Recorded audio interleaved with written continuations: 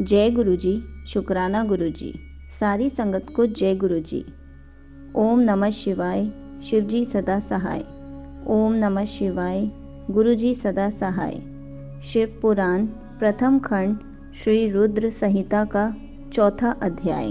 नारद जी का भगवान विष्णु को शाप देना।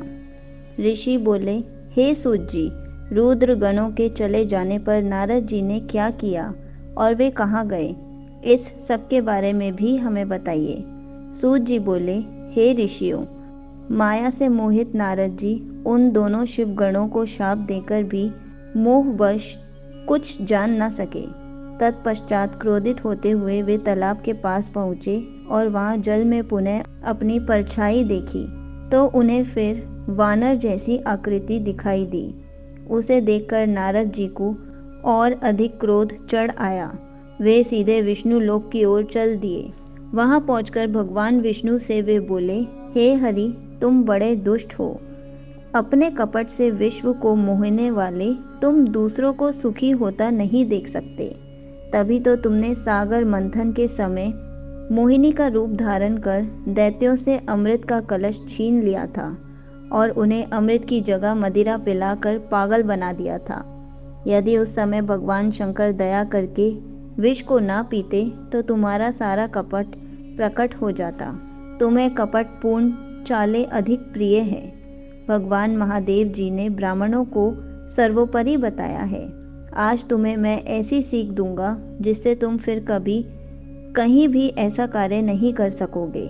अब तक तुम्हारा किसी शक्तिशाली मनुष्य से पाला नहीं पड़ा है, इसलिए तुम निडर बने हुए हो, परंतु अब तुम्हें तुम्हारी करनी का पूरा फल मिलेगा। माया मोहित नारद जी क्रोध से खिन्न थे। वे भगवान विष्णु को शाप देते हुए बोले, विष्णु, तुमने स्त्री के लिए मुझे व्याकुल किया है। तुम सभी को मोह में डालते हो। तुमने राजा का रूप धारण करके मुझे छला है, इसलिए मैं तुम्हें शाप देता हूँ कि तुम्हारे जिस रूप ने कपट पूर्वक मुझे छला है, तुम्हें वही रूप मिले। तुम राजा होगे और इसी तरह स्त्री का वियोग भोगोगे जिस तरह मैं भोग रहा हूँ। तुमने जिन वानरों के समान मेरी आकृति बना दी है, वही वानर तुम्हारी सहायता करेंगे। तुम दूसरों को स्त्री वियोग का दुख देते हो, इसलिए तुम्हें भी यही दुख भोगना पड़ेगा। तुम्हारी स्थिति अज्ञान से मोहित मनुष्य जैसी हो जाएगी। अज्ञान से मोहित नारद जी का शाप विष्णु भगवान ने स्वीकार कर लिया। तत्पश्चात उन्होंने महालीला करने वाली मोहिनी माया को समाप्त कर दिया। माया के जाते ही नारद जी का खोया हुआ ज्ञान लौट आया और उनकी बुद्धि पहले की तरह हो गई। उनकी सारी व्याकुलता चली गई तथा मन में आश्चर्य उत्पन्न हो गया। यह सब जानकर नारद जी बहुत पछताने लगे और अपने को धिक्कारते हुए भगवान विष्णु के चरणों में गिर पड़े और उनसे क्षमा मांगने लगे।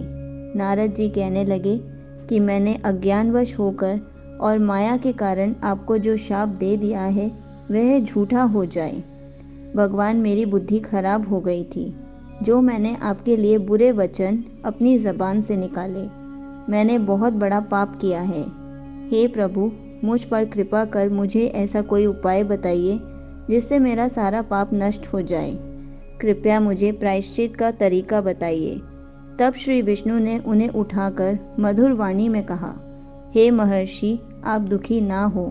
आप मेरे श्रेष्ठ भक्त हैं, इसमें कोई संदेह नहीं है।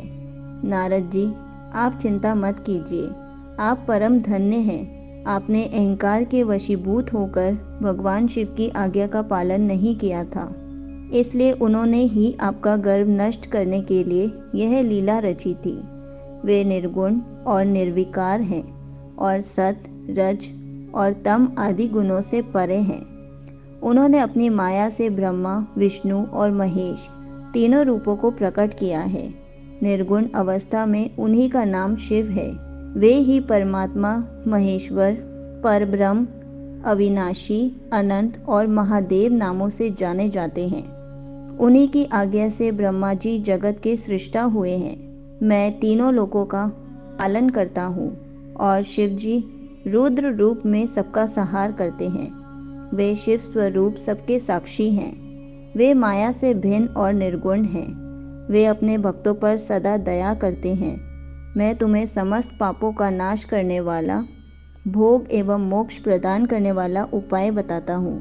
अपने सारे शकों एवं चिंताओं को त्याग कर भगवान शंकर की यश और कीर्ति का गुणगान करो और सदा अनय भाव से शिवजी के शतनाम स्तोत्र का पाठ करो।